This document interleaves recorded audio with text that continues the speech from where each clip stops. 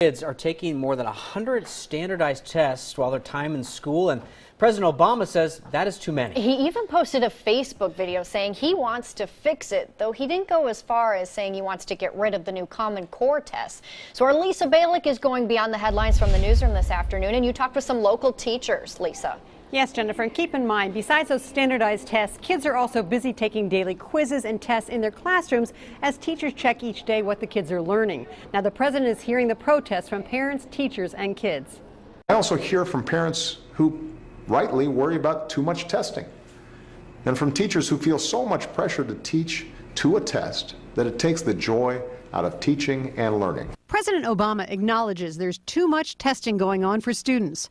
He proposes capping testing time at just 2% of classroom time. Teachers I talk with today tell me testing does take up a lot of learning time. You have to factor in not just the actual time that's implementing the test, but also trying to understand beforehand what the test needs so that you're trying to prep your students. So there's also this kind of intangible pressure to teach to the test. Test stress is another reason the feds are taking another look at what's been going on with the new Common Core standardized testing. Listen to this. I found out some kids are so stressed by these tests, they give up as soon as they begin. So some of those kids, they just type up a bunch of stuff and then hit send, because that level of anxiety is so high that they just don't even want to put in the effort, because they feel like the test is not going to show them as successful anyway.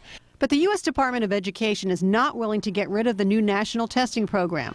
Teachers tell me that means they're still under pressure to get their kids to perform well on the tests.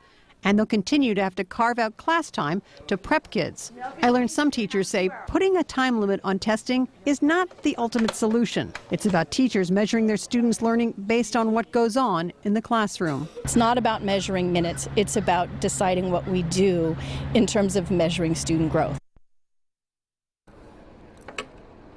Now, I check with Portland Public Schools. They tell me the kids' testing time is below the 2% mark. I also check with some parents who say they get little specific information about their child from the new Common Core test results. That's a problem for them as well. Basically, this is becoming a big national conversation, that's for sure.